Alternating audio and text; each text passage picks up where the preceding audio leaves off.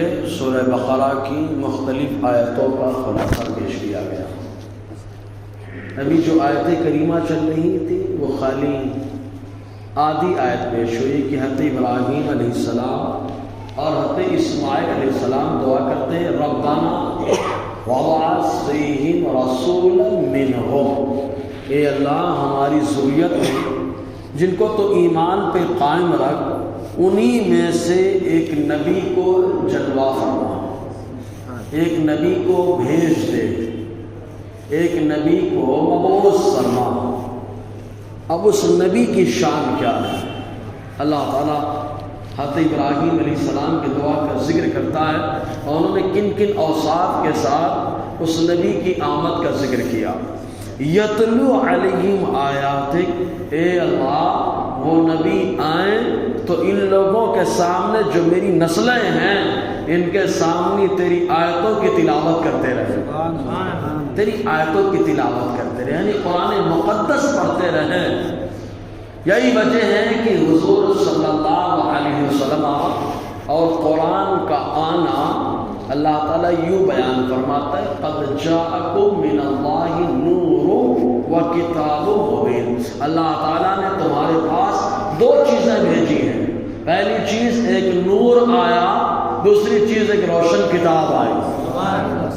جیسے کبھی آپ کوئی سامان لینے جائیں، مان لیجیے کوئی گاڑی، خالی سمجھانے کے لیے تقریب فہم کے لیے ہے، مثال تشبیہ مقصود نہیں ہے، مثال کے طور پر گاڑی لینے جائیں کمپنی سے تو نئی گاڑی، تو گاڑی جو ہوتی ہے کمپنی اس کے ساتھ ایک کتابچہ نوٹ بک بھی دیتی ہے، بک نہیں سمجھ میں آتا کھول کے پڑھ لیجئے گاڑی کیسے چلانا ہے، اور جس کو نہیں پڑھنا آتا ہے وہ گاڑی چلانا جانتا ہے تو نوٹ بک کو سمجھ جائے گا۔ ایسے ہی موبائل خریدیے، نیا موبائل اب تو نہیں دیتے، ورنہ پہلے موبائل کے ساتھ بھی ایک بک آتی تھی، ایک کتاب آتی تھی کہ اس کو سمجھنا ہے تو کتاب کو کھولیے، کتاب کو سمجھنا ہے تو موبائل کو کھولیے، خالی سمجھانے کے لیے۔ تو اللہ تبارک و تعالیٰ نے اپنے محبوب کے بھیجا اور قرآن کو عطا فرمایا یہ بتانے کے لیے کہ محبوب قرآن کی شان بیان کریں گے اور قرآن محبوب کی شان کو بیان فرمائے گا، یعنی ایک دوسرے کے لازم ملزوم ہیں۔ مصطفیٰ کی زندگی کو سمجھنا ہے تو قرآن کو سمجھ لو، اور قرآن کو سمجھنا ہے تو مصطفیٰ کی زندگی کو پڑھاؤ۔ قرآن کو صحیح سے مصطفیٰ سمجھائیں گے اور مصطفیٰ کی زندگی سب کو صحیح سے قرآن بتائے گا۔ قرآن کی ایک ایک آیت آقا علیہ السلام کی عظمت کو بتاتی ہے، اس لیے حضور صلی اللہ علیہ وسلم بھی کوئی قرآن کو پڑھتا ہے۔ عمر نے کیا سن لیا تھا؟ قرآن ہی تو سن لیا، اللہ نے ایمان کی دولت عطا فرما دیا۔ اور قرآن اور صاحب قرآن میں چند چیزیں مشترک ہیں، چند چیزیں مشترک۔ اللہ تعالیٰ نے قرآن کو بھی فرمایا کہ ہم نے عطا کیا، ہم نے بھیجا، اور مصطفیٰ کو بھی کہا ہے ہم نے بھیجا ہے نا، یہ اشتراک۔ اللہ تعالیٰ نے ہمارے نبی کو ساری دنیا کا ہادی اور رہنما بنا کر کے بھیجا ہے۔ قرآن کو بھی اللہ تعالیٰ نے ساری کائنات کے لیے ہدایت بنا کر کے بھیجا ہے۔ مصطفیٰ جان رحمت قبر میں آ کر کے بچائیں گے، قرآن بھی قبر میں آ کے بچائے گا، ہے نا۔ حضور صلی اللہ علیہ وسلم بھی روزے میں شفاعت کریں گے، قرآن بھی شفاعت کرے گا، سمجھ نا۔ تو اس طریقے سے دیکھیں آپ، اور قرآن ان کے حلق سے نیچے نہیں اترے گا جن کے حلق کے نیچے مصطفیٰ کی عظمت نہیں اترے گی، سمجھ رہے نا۔ کیوں حلق کے نیچے نہیں اترے گا؟ یا اللہ حلق کے نیچے کیوں نہیں؟ بول بات ہضم نہیں ہوئی، کیا بولتے ہیں اپنے یہاں؟ حلق کے نیچے نہیں اتری، ہضم نہیں کر پا رہا ہے، تو قرآن ان کے حلق کے نیچے نہیں اترے گا۔ کیوں؟ کہا اس لیے کہ قرآن کی ایک آیت مصطفیٰ کی عظمت کو بتا رہی ہے، اور یہ مصطفیٰ کی عظمت کو ماننے کے لیے تیار نہیں ہے، اس لیے حلق کے نیچے قرآن اترے گا نہیں۔ کیوں؟ مصطفیٰ کی عظمت سمجھ میں نہیں آ رہی، سمجھ میں آئے کہ نہیں؟ اور جس کو مصطفیٰ کی عظمت سمجھ میں آتی ہے، قرآن کی ایک آیت آقا علیہ السلام کی عظمت کو بتاتی ہوئی نظر آ رہی ہے۔ اس طریقے سے اشتراک ہے۔ تو اللہ تبارک و تعالیٰ نے قرآن کو بھی ہادی بنایا، اپنے محبوب کو بھی ہادی بنایا، حضور کو بھی شفیع روز شمار بنایا، قرآن کو بھی شافع بنایا اللہ تعالیٰ نے۔ اور حضور کی بھی شفاعت جب ہوگی تو بے مثل و بے مثال ہوگی، قرآن کی شفاعت بے مثل و بے مثال ہوگی۔ آپ کہیں گے کیسے؟ کہ آقا علیہ السلام کی رحمت جب جوش میں آئے گی تو بڑے بڑے متقی تو یہ تو گناہ لیں گے ادھار. کیوں؟ اس لیے کہ متقیوں کو ایسے ہی جنت میں جانے کا حکم ہوگا تو متقی کہیں گے چھوٹے گناہ دے دے تاکہ سرکار کے پاس جاؤں, جلوہ دیکھوں اور شفاعت کی وجہ سے میرے گناہ معاف کر دیا جائے. قرض لیتی ہے گناہ پرہیز گاری واہ ہے پرہیزگار, لیکن گناہ قرض لے رہے ہیں کہ آج مصطفیٰ کا جلوہ دیکھ رہا ہے بس, سمجھے نا. تو وہاں کے معاملہ. اور جب قرآن شفاعت کرے گا تو بیٹے کے صدقے ماں باپ کو اللہ عطا فرمائے گا. حافظ ہے, مفسر ہے, معلم قرآن ہے, پڑھنے والا ہے قرآن کا, تو ماں باپ کو بھی اللہ تعالیٰ زمین عطا فرمائے گا. ایسی روشنی کی اہل معیشت اس کی روشنی سے مالا مال ہو, ایسا تاج اللہ عطا فرمائے گا. تو قرآن کی تلاوت کرتے ہیں. اچھا ایک چیز اور, جو پیران اعظام ہوتے ہیں سب آقا علیہ السلام کے طریقے پہ ہوتے ہیں. اللہ تعالیٰ نے پہلی صفت اپنے محبوب کی کیا بیان فرمائی؟ قرآن کی تلاوت کرتے ہیں. معلوم یہ ہوا کہ پیر اپنے کو وہی لگتا وہی چلتا جو مصطفیٰ جان رحمت کے طریقے پہ قرآن کی تلاوت کرتا رہتا ہے. بولے ہم تو پہنچے ہوئے ہیں تو قرآن کی تلاوت کر. ارے حضور سے زیادہ پہنچا ہوا کون ہے؟ تم تو جہاں نہیں پہنچے میرا نبی وہاں پہنچا ہے. تم جہاں تک پہنچے گے وہ مکان ہوگا, اور جہاں میرا نبی پہنچا ہے وہ لامکان ہے. سمجھے نا, لامکان ہے. حضور صلی اللہ علیہ وسلم جی. تو اللہ تعالیٰ فرماتا ہے حضرت ابراہیم دعا کر یتلو علیہم, تلاوت کریں ان کے پاس تیری آیتوں. اب آیت سے مراد قرآن کی آیت ہے, اور یا یتلو تلاوت کریں بتائیں تیری آیتوں.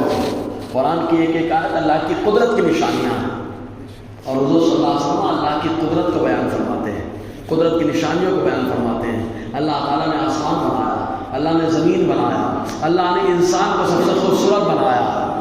یعنی اللہ تعالیٰ کی آیتوں کی تلاوت کریں پہلی صفت. اور جو تلاوت کریں اور یہ ذہن دیں, آپ غور کرنا بلیک بورڈ ہوتا ہے, بلیک بورڈ, بلیک بورڈ کو پہلے صاف کیا جاتا ہے پھر لکھا جاتا ہے.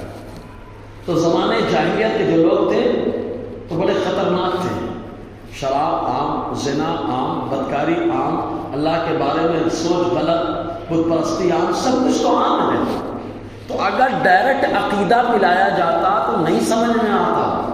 تو کہا پہلے ان کے دماغ کا بورڈ صاف کیا جائے, دل کا بورڈ صاف کیا جائے. کہا دل کو صاف کرنا ہے, دماغ کو کے صاف کرنا ہے تو کیا کرنا پڑے گا؟ کہا قرآن خود بتا رہا ہے کہ مصطفیٰ آئے ان کے دماغ کو صاف کرنے کے لیے, ذہن کو صاف کرنے کے لیے مصطفیٰ نے قرآن کی تلاوت فرمائی ہے. معلوم یہ ہوا کہ قرآن کی تلاوت کرو دماغ کی گندگی ختم ہوتی ہے, قرآن کی تلاوت کرو دل کی گندگی ختم ہو جاتی ہے. اور جب دل کی گندگی, دماغ کی گندگی ختم ہوتی ہے, اب اس کے بعد سکھایا جائے. اب سکھاؤ, بورڈ صاف ہو چکا ہے, اور صاف ہو چکا ہے, جو بٹھاؤ گے وہ بیٹھ جائے گا, جو سکھاؤ گے وہ بیٹھ جائے گا. قرآن کی آیتیں عقائد سکھاؤ وہ بیٹھ جائیں گے, سنتیں سکھاؤ وہ بیٹھ جائیں گے. لیکن کہا سب سکھائے بیٹھ جائیں گے, مٹ تو جائیں گے آگے چل کے. تو کہا محبوب کی شان ایسی ہے جب بٹھاتے ہیں تو تزکیہ بڑا شاندار ہوتا ہے, اس لیے جو لکھ دیتے ہیں وہ قیامت تک لکھا رہتا ہے. اللہ تعالیٰ فرماتا ہے کہ قرآن کی آیتوں کی تلاوت کریں, اب تلاوت کرنے کے بعد صفائی ہو جائے تو کیا کریں؟ وَيُعَلِّمُهُمُ الْكِتَابَ وَالْحِكْمَةَ. صفائی ہو گئی ہے دماغ کی, صفائی ہو گئی ہے دل کی, اب کوئی کتاب اور حکمت کی باتیں انہیں سکھائیں. سبحان اللہ. صفائی ہونے کے بعد پہلے صفائی ہونی چاہیے, اس کے بعد سکھایا جائے. تو قرآن کی تلاوت سے صفائی ہوتی. اچھا ایک چیز اور ہوتا ہے, ہمارے یہاں جلسوں کا انداز بھی دیکھو, بڑا پیارا انداز ہے. قرآن کی تلاوت پہلے ہے, مسائل بعد میں ہے. کہا یہ کیسے؟ کہا اللہ تعالیٰ نے اپنے محبوب کے آنے کا طریقہ جو بتایا کہ جب اے اللہ بھیج دے اب ایک پیغمبر کو, حضرت ابراہیم دعا کر رہے ہیں, وہ پیغمبر پہلے تلاوت کرے پھر سکھائیں, تلاوت کریں پھر سکھائیں. معلوم یہ ہوگا کہ جب جب سکھانے کا ماحول ہوگا تو پہلے تلاوت ہوگی بعد میں سکھانا ہوگا, پہلے تلاوت ہوگی بعد میں سکھانا ہوگا. اور ہم لوگوں کے یہاں افسوس یہ ہے کہ تلاوت سے ہم بیٹھ نہیں پاتے ہیں, تلاوت سے ہم بیٹھ نہیں پاتے, اس لیے سیکھنا پورا ہو نہیں پاتا. تلاوت اگر بندہ سنتا تب برین واش ہوتا، دل صاف ہوتا، اب سکھایا جاتا تو دماغ بھی بیٹھ جاتا، دل بھی روشن کر دیتا ہے نا۔ تو قرآن کہتا ہے آیتوں کی تلاوت کریں اور لوگوں کو کتاب سکھائیں، حکمت سکھائیں۔ حضور صلی اللہ علیہ وسلم ساری کائنات کے معلم ہیں، ساری کائنات کے استاد ہیں۔ ٹیچر ڈے مناتے ہیں لوگ، میں کہتا ہوں منائیے ٹیچر ڈے، لیکن آپ کا ٹیچر ناقص ہوگا، آپ کا ٹیچر ادھورا ہوگا، کیونکہ وہ ٹیچر انسان ہے اور انسان خطاؤں کا مجسمہ ہے، لیکن جو انسانوں میں انسان کامل اللہ نے جسے بنایا اسے معلم میں ادھورا نہیں، معلم کائنات بنایا ہے۔ ٹیچر ڈے منانا ہے تو 12 ربیع الاول کو مناؤ، ٹیچر ڈے منانا ہے تو ربیع الاول 12 ربیع الاول کو مناؤ۔ کہا کیوں؟ کہا اس لیے کہ اس ٹیچر ڈے پہ تمہارا یہ استاد آیا ہے۔ کہا 12 ربیع الاول کو ساری کائنات کا استاد آیا ہے، ساری کائنات کا استاد آیا۔ ٹیچر ڈے تو وہ ہونا چاہیے کہ آقا علیہ السلام کو اللہ تعالیٰ نے ساری کائنات کا معلم بنایا۔ خود دیکھو حدیث پاک میں آیا حضور صلی اللہ علیہ وسلم، یہ مسجد نبوی ہے، آقا علیہ السلام کے صحابہ 2 گروہ میں بٹے ہوئے ہیں، کچھ لوگ عبادت و ریاضت میں لگے ہیں اور کچھ بیٹھے ہوئے مذاکرے علم کر رہے ہیں، جیسے ہم لوگ کر رہے ہیں نا۔ اور جمعرات کو مذاکرہ کرنا بھی چاہیے، کیوں؟ یہ جمعرات کی جو شب جمعہ ہے جو رات چل رہی ہے، اس رات کی شان یہ ہے کہ اس رات میں جو بندہ نیکیاں کرتا ہے اللہ تعالیٰ اس کی نیکی پر مہر لگا دیتا ہے۔ مہر کس سے؟ آپ دیکھنا کہیں پر آپ کا کاغذ قبول ہوگا تو ٹھپا لگا کے رکھ لیتے ہیں، نہیں قبول ہوگا منہ میں پھینک دیتے ہیں۔ تو نیکیاں روز لوگ کرتے ہیں، لیکن اس رات میں جو نیکی ہوتی ہے تو اللہ تعالیٰ اس نیکی پر ٹھپا لگا دیتا ہے۔ اللہ قبول فرما دے، سمجھے؟ تم 5 راتوں میں سے رات یہ بھی ہے کہ جو نیکیاں کرے تو مہر لگ جائے۔ ان 5 راتوں میں سے ایک رات یہ شب جمعہ بھی ہے، جس میں بندہ نے عبادت کرے تو اس رات اس کا دل زندہ ہوگا جب سب کے دل مر رہے ہوں گے۔ حدیث میں آیا، سمجھ رہے آپ؟ یہ شب جمعہ ایسے ہی شان والی بات، ایسے ہی مقام ہے۔ تو عبادت الحمدللہ، عبادت کا ایک طریقہ یہ بھی ہے کہ قرآن کا درس ہو رہا ہے، ہم سن رہے ہیں، سنا رہے ہیں، کیونکہ قرآن کا دیکھنا بھی عبادت ہے، سننا بھی عبادت ہے۔ اور پھر رات میں عبادت ہو رہی ہے شب جمعہ، سبحان اللہ، اللہ نے اچھا موقع دیا، سبحان اللہ۔ پھر آقا فرماتے تدارس العلم ساعۃ من الليل خیر من احیائها، آقا فرماتے رات کی ایک گھڑی میں بیٹھ کر علمی مسئلے مسائل سیکھنا سکھانا پوری رات عبادت کرنے سے بہتر ہے۔ تو صحابہ کرام کب دو گروہ عبادت کر رہے ہیں اور کچھ لوگ سیکھ سکھا رہے ہیں۔ حضور صلی اللہ علیہ وسلم نے جن کو دیکھا ان کو دیکھا، لیکن جو سیکھ رہے تھے سکھا رہے تھے ان کے بیچ میں جا کے بیٹھ گئے، ان کے بیچ میں جا کر بیٹھ گئے۔ حضور نے فرمایا دونوں صحیح ہیں، یہ بھی صحیح وہ بھی صحیح۔ یہ اللہ کے حبیب جب دونوں صحیح کے گھر بیٹھتے ادھر کیوں بیٹھے؟ تو آقا نے فرمایا لیکن میں یہاں بیٹھا کیوں؟ اس لیے کہ یہ سیکھ رہے ہیں سکھا رہے ہیں، اور اللہ تعالیٰ نے مجھے ساری کائنات کا معلم بنا کر بھیجا ہے۔ تو سیکھنے سکھانا کو آقا پسند کرتے ہیں، جسے مصطفیٰ پسند کرے۔ یہی وجہ کہ معلم جو ہوتا ہے اس کی عزت سب کے نظر میں ہوتی ہے، کیونکہ آقا کے عظیم منصب کو، آقا علیہ السلام کے عظیم منشور کو آگے بڑھاتا رہتا ہے۔ حضور صلی اللہ علیہ وسلم کی نیابت کا حق ادا کرتا ہے۔ تو معلم بھی بے مثل بے مثال ہونا چاہیے، بے مثل بے مثال، اخلاق میں اچھا ہونا چاہیے، کردار میں اچھا ہونا چاہیے، کیونکہ اس کی شبیہ شاگردوں میں پڑتی ہے، اس کے اثرات شاگردوں میں جاتے ہیں۔ اسی لیے دیکھو آقا کے شاگردوں کو اللہ تعالیٰ نے جب ایسا معلم بھیجا تو شاگرد بھی ہدایت کے ستارے بنا دیے ہیں، ہدایت کے ستارے بنا دیے۔ جی تو اللہ تعالیٰ فرماتا ہے کیا؟ وَيُعَلِّمُهُمُ الْكِتَابَ، اور انہیں کتاب سکھائیں، قرآن سکھائیں۔ یا اللہ، عرب والے تو سب عربی جانتے ہی ہیں نا، ابھی تو کیا سکھانا؟ صحیح ہے کہ نہیں؟ عرب والے تو سب عربی جانتے ہی ہیں، ان کو کیا سکھانا؟ تو یہی سے اندازہ لگ رہا ہے کہ قرآن سکھانا، اگرچہ عرب والے عربی رہے لیکن ہر عربی جاننے والا قرآن کو سمجھ نہیں سکتا ہے، ہر عربی جاننے والا قرآن کو سمجھ نہیں سکتا، ورنہ عرب کے لوگ کہتے ہیں ہم کو کیا سکھانا، ہم کو تو عربی آتی ہے، ہماری مادری زبان ہے۔ لیکن ان کو بھی کتاب سکھائے۔ معلوم یہ ہوا جو خود سے سیکھنے کی کوشش کرے وہ دھوکہ کھائے گا، اور جو واسطہ محبوب سے سیکھے گا وہ بخشا جائے گا۔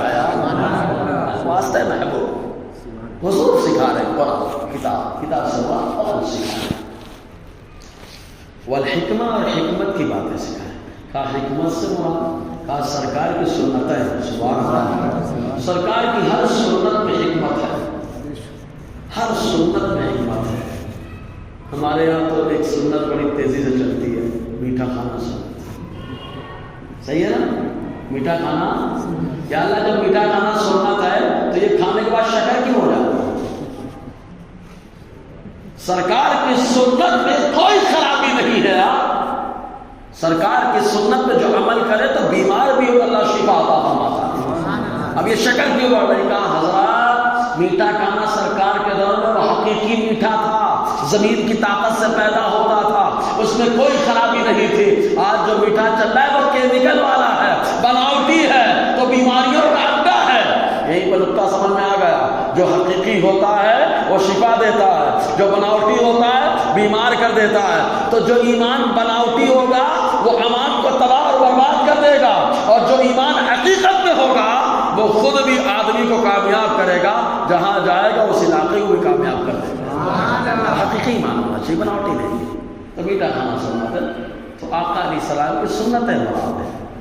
اب حضور کی بہت ساری سنتیں، بہت ساری سنتیں، بیٹھنے کی سنت الگ ہے، کھانے کی الگ ہے، سونے کی الگ ہے، ارے ہر چیز کی الگ ہے۔ طہارت کی بھی سنت ہے یار، طہارت کرنے کی بھی سنت ہے۔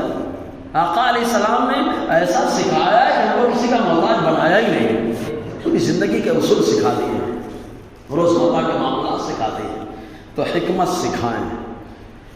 کہا جب یہ معاملہ تو ہو گیا، کہاں مدرسے میں پڑھ کے یہی تو ہوتا ہے، آدمی قرآن کی تلاوت سیکھ لیتا ہے، مدرسے میں پڑھ کے قرآن پڑھنا سیکھ لیتا ہے، کہاں مدرسے میں جا کر کے سنتیں سیکھ لیتا ہے، لیکن کہاں تقویٰ، آدمی کے اندر نکھار، علم آ تو گیا لیکن علم عام طور سے انا لاتا ہے، کیونکہ علم میں بلندی ہے، علم میں کیا ہے؟ بلندی ہے۔ تو جب علم آئے گا تو آدمی تھوڑا بلندی کی طرف جائے گا، تو ٹائٹ ہو جائے گا، اور ٹائٹ ہو جائے گا۔ تو اللہ تعالیٰ نے کیا فرمایا؟ میرا محبوب خالی علم دے کر انا نہیں دیتا، وَيُزَكِّيهِمْ، ان کو حسد، کینہ اور انا تمام بیماریوں سے پاک اور صاف بھی کر دیتا ہے۔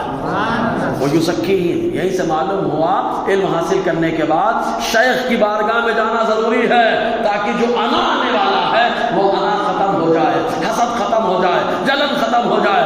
یہیں سے ہمارے بزرگوں کا یہی طریقہ رہا کہ پہلے علم حاصل کرتے، پھر شیخ کے بعد تربیت دیتے تھے۔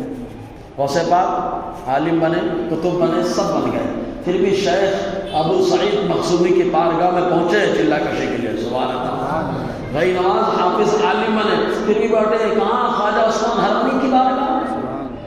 ہمارے جتنے مشائخ ہیں علم خوب رہا، لیکن علم ہونے کے باوجود وہ شیخ کی بارگاہ میں پہنچے کہ تصفیہ ہو جائے، تزکیہ ہو جائے، جس کا ذکر اللہ تعالیٰ یہ فرماتا ہے وَيُزَكِّيهِمْ، اور ان کو حسد، جلن، غیبت، خرافات اور یہ جو عوام میں مشہور ہے بد کرداری والی باتیں، بد اخلاقی والی باتیں، ان تمام چیزوں سے پاک اور صاف کرتے ہیں۔